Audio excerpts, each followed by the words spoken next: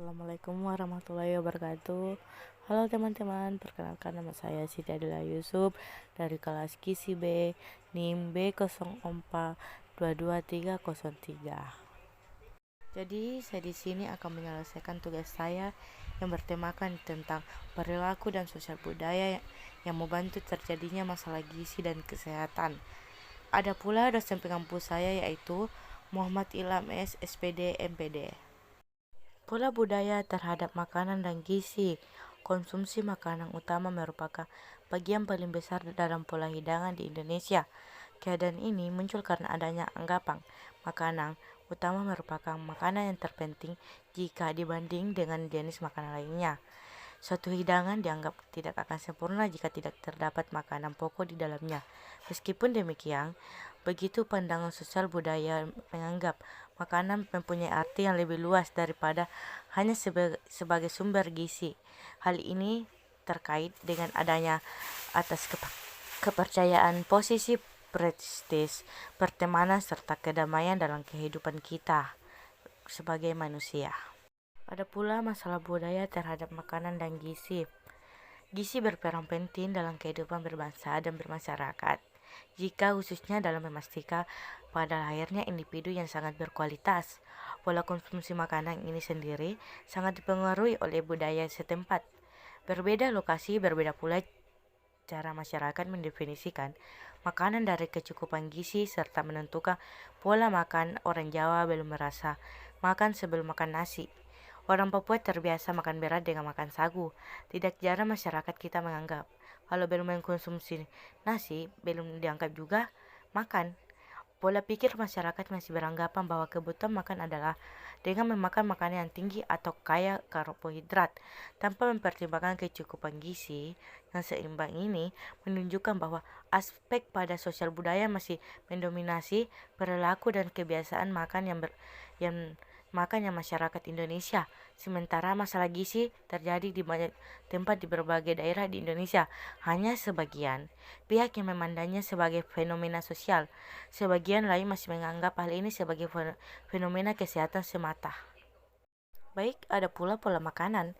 Pola makanan adalah suatu cara seseorang maupun kelompok memanfaatkan bahan makanan yang tersedia sebagai respon terhadap kondisi pada ekonomi serta sosial budaya yang sedang terjadi.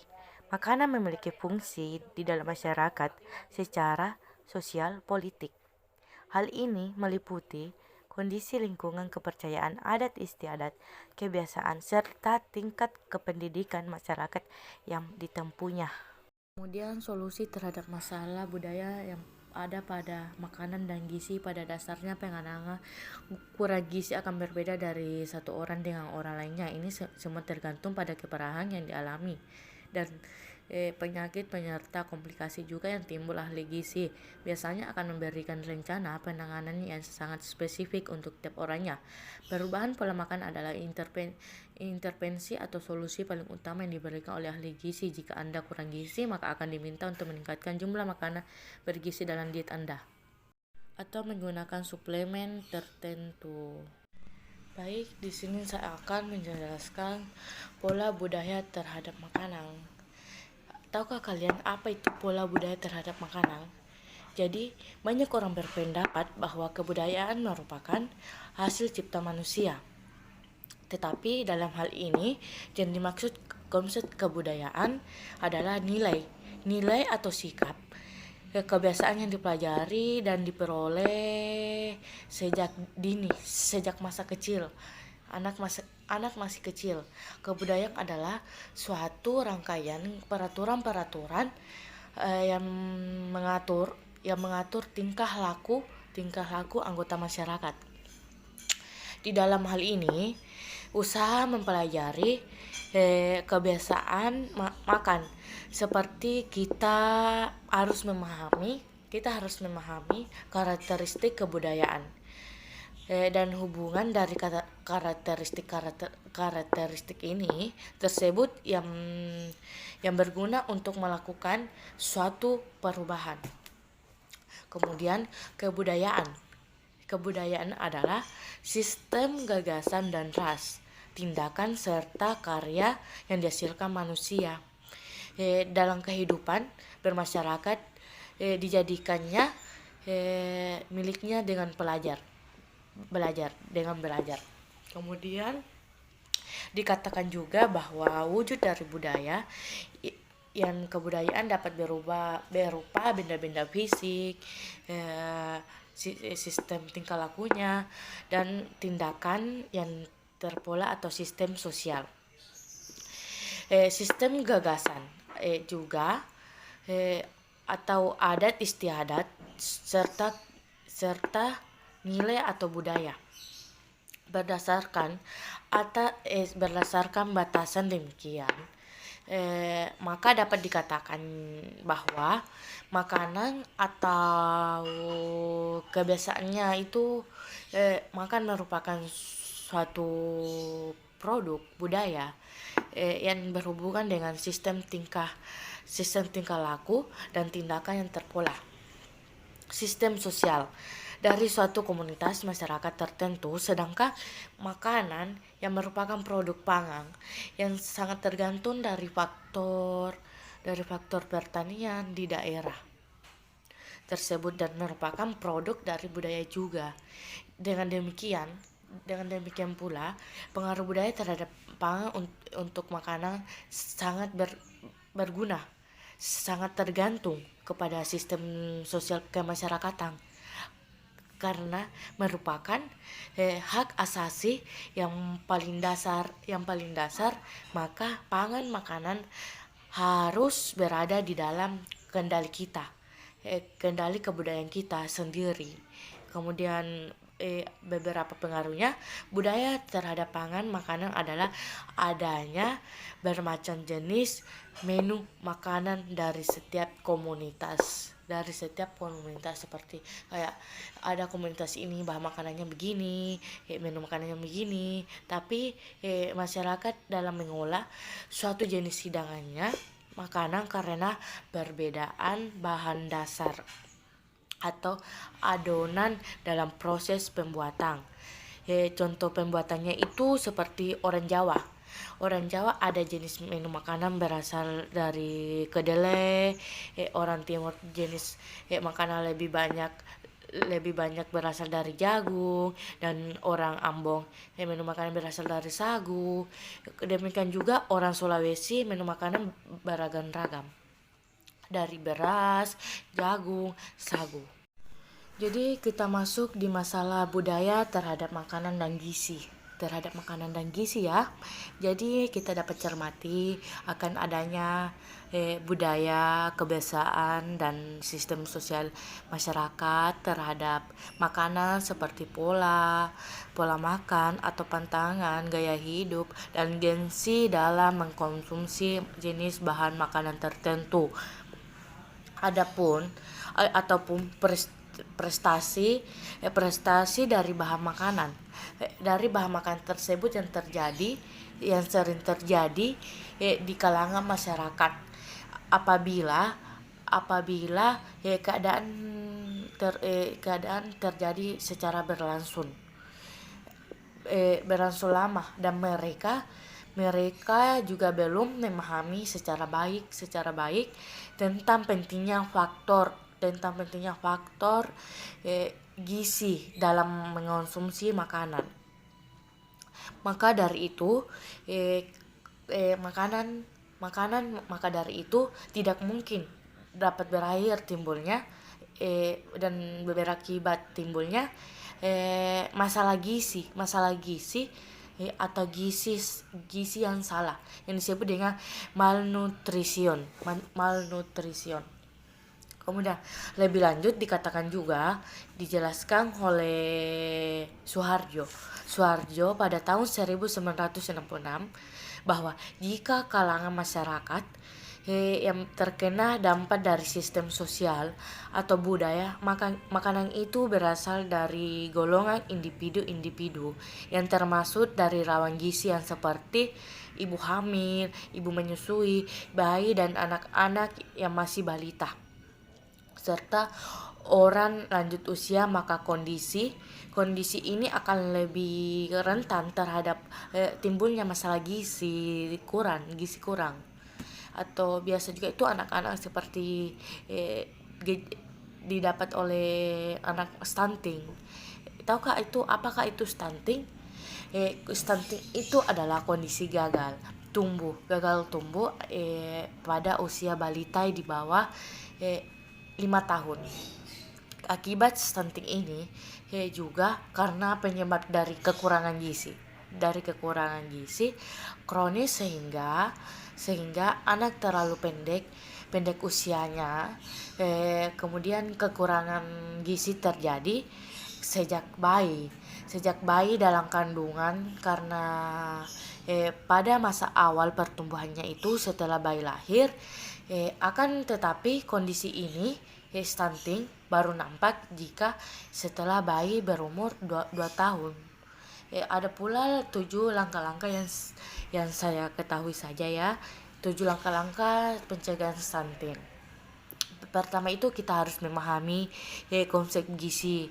Bagaimana sih itu konsep gizi makanan ini, apakah kemudian itu kita harus pilihan menu yang beragam. Kita itu harus dicegah itu stunting karena ini pilihan menunya yang sangat beragam. Kemudian kita harus melakukan pemeriksaan rutin ya. Kemudian itunya itu juga pentingnya ASI pada bayi, karena banyak sekali sekarang itu yang dijual di minimarket begitu ya, super bayi, susu formula bayi. Jadi selagi kita mempunyai ASI, kita harus diberikan oleh anak kita, karena banyak sekali itu super yang lain merek Denko kah, apalagi itu SGM kah begitu ya. Kemudian itu ada konsumsi asam folat dan tingkatan kebersihan kepada bayi. Kemudian faktor sanitasinya. Ada pula juga kita harus mengetahui apa sih itu gejala-gejala stunting, bagaimana sih itu gejalanya. Dan pertama itu gejala stunting itu wajah nampaknya lebih muda dari anak seusianya. Kayak bagaimana kan seumuran kita ini, seumuran anak balita itu yang terjadi yang mengalami stunting itu pasti mukanya lebih muda daripada seumurannya, padahal seumurannya itu sudah mengalami umurnya sudah di atas begitu, tapi anak balita yang kena stunting ini mukanya tetap lebih muda. Kemudian pertumbuhan tubuh dan gigi yang terlambat. Pertumbuhan tubuhnya kayak bagaimana tuh, badannya itu saja, tidak ada perubahannya, dan kemudian giginya tidak bertambah. Kemudian memiliki kemampuan fokus dan memori belajar yang buruk. Kayak ada itu anak-anak tidak fokus belajar, dan kayak semena-mena itu belajar dan memiliki memori belajar yang buruk, tidak ada yang dipahami oleh pelajaran sama sekali. Kemudian masa pubertasnya terlambat, kayak seperti wanita, bagaimana haidnya lambat karena dia dulu waktu balita kena stunting. Kemudian berat badan lebih ringan untuk anak seusianya. Dia timbangannya seperti 10 kilo, padahal dia sudah 2 tahun kah, 1,5 tahun kah, tapi timbangannya masih itu saja. Jadi itulah tadi gejala stunting yang saya dapat jelaskan. Kemudian langkah-langkah mencegah stunting dan pengertian stunting itu apa, dan apa saja sih itu stunting, bagaimana sih itu stunting. Jadi kita akan masuk kembali tentang masalah budaya terhadap makanan gizi salah dapat didefinisikan. Gizi salah dapat kita definisikan sebagai keadaan sakit atau penyakit yang disebabkan oleh kekurangan relatif atau mutlak, dan kelebihan satu atau lebih zat-zat makanan esensial yang berguna untuk tubuh manusia. Menurut bentuknya, gizi salah diklasifikasikan oleh sebagai berikut. Pertama itu gizi kurang atau undernutrition. Kondisi ini sebagai akibat dari konsumsi makanan yang tidak memadai jumlahnya pada kurang waktu cukup lama. Kedua, gizi lebih atau sebut overnutrition. Keadaan ini diakibatkan oleh konsumsi makanan yang berlebihan untuk jangka waktu yang cukup lama, sebagai contoh kegemukan. Kemudian ketiga itu kurang gizi spesifik. Keadaan ini disebabkan oleh kekurangan relatif atau mutlak pada zat-zat makanan tertentu. Contohnya itu kekurangan vitamin A yang dapat menyebabkan penyakit serothalmia. Kemudian itu dan gangguan akibat kekurangan iodium gaki yang dapat menyebabkan penyakit gondok. Kemudian itu gizi tak seimbang. Gizi tak seimbang itu kondisi yang merupakan akibat dari tidak seimbangnya jumlah antara zat-zat makanan esensial dengan atau tanpa kekurangan zat makanan tertentu. Contohnya gangguan keseimbangan tubuh, sering loyo, dan lain-lain. Kemudian kita masuk di sistem budaya terhadap makanan. Berbagai sistem budaya memberikan peranan dan nilai yang berbeda terhadap makanan. Misalnya bahan-bahan makanan tertentu oleh suatu budaya masyarakat dapat dianggap tahu bahwa bersifat pantangan untuk dikonsumsi karena alasan sakral tertentu atau sistem budaya yang terkait di dalamnya. Di samping itu ada jenis makanan tertentu yang dinilai dari segi ekonomi maupun sosial sangat tinggi eksistensinya, tetapi karena mempunyai peranan yang penting dalam hidangan makanan pada sesuatu perayaan yang berkaitan dengan kepercayaan masyarakat tertentu, maka hidangan makanan itu tidak diperbolehkan untuk dikonsumsinya bagi golongan masyarakat tersebut. Kemudian anggapan lain muncul dari sistem budaya. Dalam mengkonsumsi hidangan makanan di dalam keluarga, biasanya sang ayah sebagai kepala keluarga akan diprioritaskan mengkonsumsi lebih banyak dan pada bagian-bagian makanan yang mengandung nilai cita rasa. Kemudian nilai cita rasanya itu sangat tinggi, sedangkan anggota keluarga lainnya seperti sang ibu dan anak-anak mengkonsumsi pada bagian hidangan makanan yang secara cita rasa maupun fisiknya sangat rendah. Kemudian sebagai contoh pada sistem budaya masyarakat di Indonesia terjadi di timur, yaitu apabila dihidangkan makanan daging ayam, maka sang ayah akan mendapat bagian paha atau dada, sedangkan sang ibu dan anak-anak mendapatkan bagian sayap atau lainnya. Hal ini menurut Soeharjo tahun 1996 dapat menimbulkan distribusi konsumsi pangan yang tidak baik atau di antara keluarga apalagi pengetahuan gizi belum dipahami sekali oleh keluarga itu, dan kasus ini yang berhubungan dengan sistem budaya adalah sering terjadi juga pada masyarakat di daerah perkotaan itu yang mempunyai gaya hidup elit banget budayanya itu, dengan tingkat kesibukan yang tinggi karena alasannya itu dia lagi bekerja. Jadi pengetahuan gizinya itu belum dipahami sekali di daerah perkotaan itu. Contohnya pada ibu-ibu di daerah perkotaan itu yang kurang dan tidak sering menyusui bayinya dengan air susunya, seperti saya jelaskan tadi ya. Setelah melahirkan tetapi hanya diberikan formula susu yang bayi instan.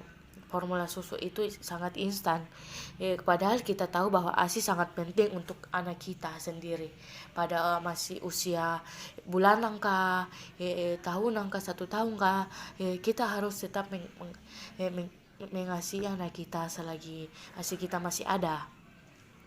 Kemudian solusi mengatasi masalah budaya dan makanan.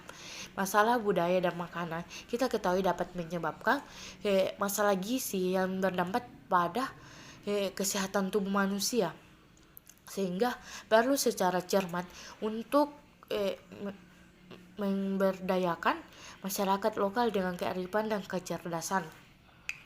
Dengan kecerdasan lokal di samping terus melaksanakan penyuluhan gizi sebagai alternatif mengatasi masalah budaya dan makanan. Pendekatan yang paling utama itu seperti melalui perbaikan struktur sosial masyarakat tentang pandangan mereka terhadap bahan makanan lokal. Walaupun lokal tetapi kaya, tapi nilai gizinya itu ada. Langkah-langkah yang ditempuh seperti ini, yang pertama itu perbaikan gizi keluarga dengan melakukan lomba menyiapkan hidangan makanan non beras, kasus budaya timur. Kedua itu perbaikan budaya masyarakat dengan pengaruh utama gender terutama di tingkat keluarga. Ketiga, memperluas areal pertanian dengan memahami berbagai komoditi yang mempunyai nilai gizi tinggi sebagai bahan pangan atau makanan seperti kedelai yang terjadi di Jawa itu. Kemudian pemberian makanan tambahan yang bernilai gizi bagi anak-anak dan orang lanjut usia. Kelima, penyuluhan gizi terpadu dan konsultasi gizi bagi masyarakat. Keenam, melakukan pengkajian atau penelitian dan riset untuk melihat pengaruh budaya terhadap makanan itu sendiri, dan dengan berbagai implikasi yang terkait di dalamnya dari zat makanan tersebut.